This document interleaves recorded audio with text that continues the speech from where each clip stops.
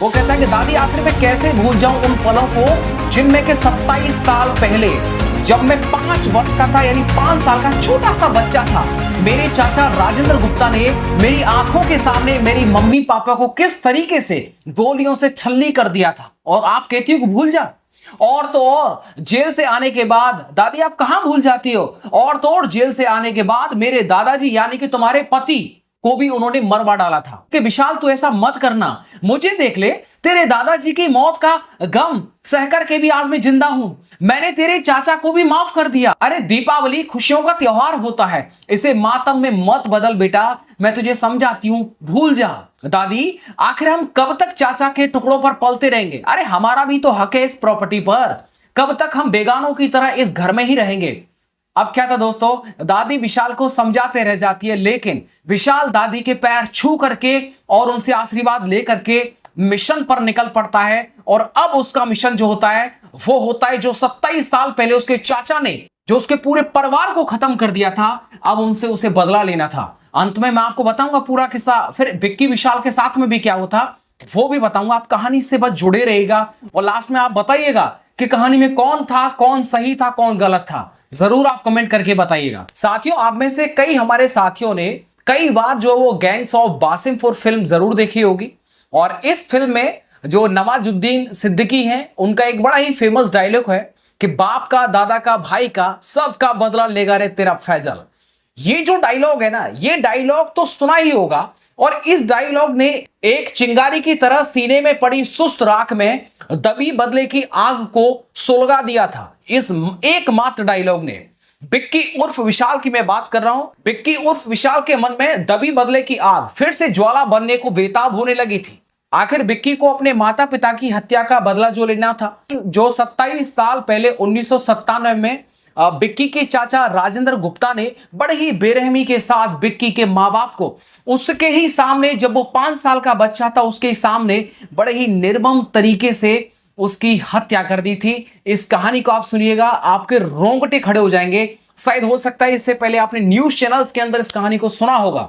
Latest कहानी है ये। जो घटना है 5 नवंबर 2024 वाराणसी उत्तर प्रदेश की है, लेकिन इसके अंदर रियलिटी क्या है, सच्चाई क्या है, वो आपने शायद कभी ना सुनी हो। वो मैं आज आपको बताने वाला हूं कि 27 साल बाद इंसान सब कुछ भूल जाता है, पुरानी चीजों को याद नहीं करता। लेकिन इस मैटर में सोचिएगा, घर के 5 सदस्यों को उड़ा दिया। कहानी सुनाता हूं, आप लाइन पे बने रहेगा। साथियों यदि आपको मेरे द्वारा कहानी जो सुनाई जाती है वो सच में अच्छी लगती है तो जरूर इन सारी कहानियों को आप शेयर जरूर किया करें, कमेंट करके बताया करें कि आपका ओपिनियन इस मैटर पर क्या है। आप अगर जज होते तो इसमें क्या निर्णय देते और क्या फैसला होता, कौन सही कौन गलत, बिल्कुल कमेंट करके और साथ ही में वीडियो को लाइक कर दीजिएगा। और इससे ही जुड़ी हुई अनगिनत कहानियां सुनने के लिए प्लेलिस्ट का लिंक डिस्क्रिप्शन बॉक्स में दे रखा है, आप जाइए और वहां पर भी इस कहानी के बाद बहुत सारी स्टोरीज को आप सुन सकते हैं। चलिए, दीपावली से कुछ दिन पहले विशाल यानी कि बिक्की, दोनों ही नाम थे, विशाल कहो या बिक्की कहो, बात एक ही बात है, जो कि अहमदाबाद से अपने घर वाराणसी उत्तर प्रदेश आया था। दीपावली से कुछ दिन पहले की यह घटना थी। और अपनी दादी, जो उसकी दादी थी, उनका नाम था शारदा। अपनी दादी शारदा देवी से बोलता है कि दादी मैं दीपावली के दिन मम्मी पापा के हत्यारों को जिंदा नहीं छोड़ूंगा। अब क्या होता है कि दादी अपने पोते विशाल को काफी समझाती है, बहुत प्रयास करती है कि बेटा जो बीत गया उसे भूल जा, खून खराबा करने से आखिर क्या हासिल होगा। अब आपके मन में एक सवाल होगा कि यार ये बताओ राम चौधरी कि आखिर किस वजह से विशाल के चाचा ने विशाल के माँ बाप की हत्या कर दी थी।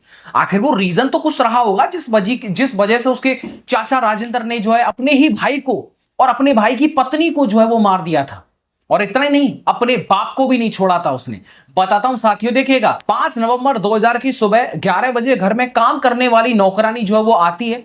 और जब वो घर में घुसती है तो देखती है कि कमरे के अंदर चाचा राजेंद्र की पत्नी और उनके जो 2 बेटे थे और एक बेटी, पत्नी का नाम था नीतू और 2 बेटे थे शुभेंद्र और नविंदर। और उनकी जो बेटी थी उसका नाम था उस बेटी का नाम था गौरांगी, जो कि लहू लुहान अवस्था में पड़े हुए थे। फिर क्या था दोस्तों, पुलिस को तुरंत सूचना दे दी जाती है और पुलिस जो होते हैं वो तत्काल प्रभाव से जो है वो तत्काल चली आती है। और पुलिस घर के अंदर घुस करके देखती है कि कमरे के अंदर 4 लोगों की लाश पड़ी थी। उनमें से माँ, बेटी और उनके जो 2 बेटे थे और चारों जो लाश थी उनकी बॉडी के अंदर 4-4 गोलियां जो है मारी गई थी। और ये सब देख करके पुलिस एकदम सन्न रह जाती है। सीने में 2 गोलियां और उनके सीने में 2 गोलियां और सिर में भी 2 गोलियां मार करके उन चारों को मौत की नींद सुला दिया था। पुलिस पूछती है कि इनके पिता राजेंद्र कहां पर हैं। घर पर भी जो है तलाशी ली जाती है कि हो सकता है किसी कमरे में, हो सकता है उनका भी द एंड कर दिया हो, लेकिन राजेंद्र जो होता है वो नहीं मिलता है। तो तुरंत पुलिस समझ जाती है कि हो सकता है भाई इन चारों को मार करके राजेंद्र जो फरार हो गया है, राजेंद्र ही जो है वो मुख्य आरोपी है। लेकिन इस वारदात को अंजाम देने वाला कातिल तो कोई और था जो पुलिस को साक्षात दिखाई नहीं दे रहा था। पुलिस चाचा राजेंद्र की तलाश में जुट जाती है। चाचा की मोबाइल लोकेशन ट्रेस की जाती है और उसे पता लगाया जाता है कि ये कहां पर है। तो ट्रेस करने पर चाचा की जो लोकेशन है वो मौका वारदात से बहुत थोड़ी सी दूरी पर ही रोहनिया थाना के अंदर मीरपुर रामपुर गांव के आसपास जो होती है एक कंस्ट्रक्शन होता है एक मकान में, उस मकान के अंदर मिलती है। और पुलिस इस स्थान पर जाकर के जब देखती है तो पुलिस एकदम सन्न रह जाती है, क्योंकि कुछ समय पहले ही पुलिस गांव में जाकर के इन 4 लाशों को देख चुकी थी, 4 हत्याओं को देख चुकी थी। और उसके बाद जो उसे लग रहा था कि कातिल हो सकता है इन्हीं का बाप हो, मर्डर करके भाग गया हो सकता है यही हो। लेकिन जब पुलिस देखती है तो उन 4 के अलावा भी उनका जो घर का मालिक होता है, यानी कि उनका पति होता है, यानी कि राजेंद्र चाचा होता है, उन बच्चों का पिता होता है, उसका भी द एंड हो जाता है। अब पुलिस एकदम कंफ्यूजन में आ जाती है कि भाई चक्कर क्या है। जब पुलिस मौका वारदात पर जाकर के देखती है तो चाचा राजेंद्र के शरीर से ब्लड बह रहा था और चाचा के सिर में 4 गोलियां और सीने में 10 गोलियों से पूरा बदन छन्नी कर रखा था। पुलिस समझ चुकी थी कि भाई पूर्ण दुश्मनी जो थी वो इस शख्स से थी, क्योंकि इस शख्स की हालत अन्य से जो थी वो काफी बद से बदतर हो चुकी थी। इतना ही नहीं, कातिल ने चाचा राजेंद्र को नंगा करके उसको जो है उस पर वार किया था, उस पर हमला किया था। पुलिस तुरंत समझ गई थी कि भाई कातिल कोई और है, क्योंकि खुदकुशी करने वाला आदमी सिर्फ एक गोली के अलावा दूसरी गोली चला नहीं सकता है। 4 गोली खोपड़ी में और 10 गोली सीने में, बताओ क्या हाल कर दिया होगा। पुलिस दिमाग लगाती है कि भाई कातिल ने परिवार के सभी लोगों को मार दिया, लेकिन दादी और विशाल उर्फ विक्की, इन दोनों को जो वो नहीं मारा है। फिर क्या था दोस्तों, पुलिस तुरंत दादी को ही पुलिस स्टेशन लेकर के चली आती है और उनसे पूछताछ करती है। तो पूछताछ करने पर दादी बताती है कि मुझे शक है कि कहीं मेरा पोता विशाल ने तो इनको नहीं मारा है, क्योंकि घटना से कुछ दिन पहले, यानी दीपावली से कुछ दिन पहले, वो मुझे कह रहा था कि दादी मैं दीपावली के दिन अपने चाचा को जो वो मार दूंगा। इस तरह की बात जो वो कर रहा था। तो क्या होता है, पुलिस जो होती है वो विशाल उर्फ विक्की को पकड़ लेती है, माननीय न्यायालय के समक्ष पेश करके उसको जेल भेज दिया जाता है। लेकिन दोस्तों आप सोच रहे होंगे कि विशाल ने ऐसा आखिर किया क्यों था, उसको ऐसा क्या था। चलो बात समझ में आती है कि कुछ समय पहले उसके माँ बाप को मार दिया, लेकिन और भी तो कोई रीजन होगा। बिल्कुल, वो आपको बताता हूं दोस्तों। हुआ यह था कि 27 साल पहले 1997 में विशाल के दादा जो लक्ष्मी नारायण गुप्ता थे, एग्जैक्टली जो विशाल के दादा थे वो लक्ष्मी नारायण गुप्ता थे, उन्होंने अपने बिजनेस का ज्यादातर हिस्सा जो था वो विशाल के पिता के नाम पर जो वो कर दिया था, क्योंकि जो चाचा राजेंद्र था वो शराबी कबाबी और अय्याश टाइप का व्यक्ति था, काम का एकदम चोर था, काम वाम नहीं करता था। तो इसी चीज को लेकर के जो विशाल के दादा होते हैं वो अपना बिजनेस का सारा कारोबार लगभग जो होता है वो विशाल के पापा के नाम कर देते हैं और वही जो होता है उस बिजनेस को देखता है। अब ये सब देखने के बाद में होता क्या है दोस्तों, अब स्वाभाविक सी बात है, अब क्या होता है कि इसी बात को लेकर के इन दोनों भाइयों में, यानी राजेंद्र में और विशाल के पापा में, आए दिन जो होती है वो अक्सर लड़ाई झगड़े होते रहते हैं। और एक दिन जो होता है वो राजेंद्र बहुत ज्यादा गुस्से में आकर के विशाल के मम्मी पापा को सोती हुई अवस्था में भाई साहब गोलियों से छल्ली कर देता है उनके बदन को। उस टाइम पर दूसरी खाट पर विशाल जो होता है वो सो रहा होता है, और उस टाइम पर क्योंकि वो छोटा था तो गोलियां चलने से वो जग गया था। उसके बाद उसने अपनी आंखों से देखा था, हो सकता है कागजों में तो उसकी उम्र 5 साल थी बताई गई है, लेकिन हो सकता है कि वो 7-8 साल का हो, अगर वो इतनी पुराने समय की बातों को अगर उसको याद है तो।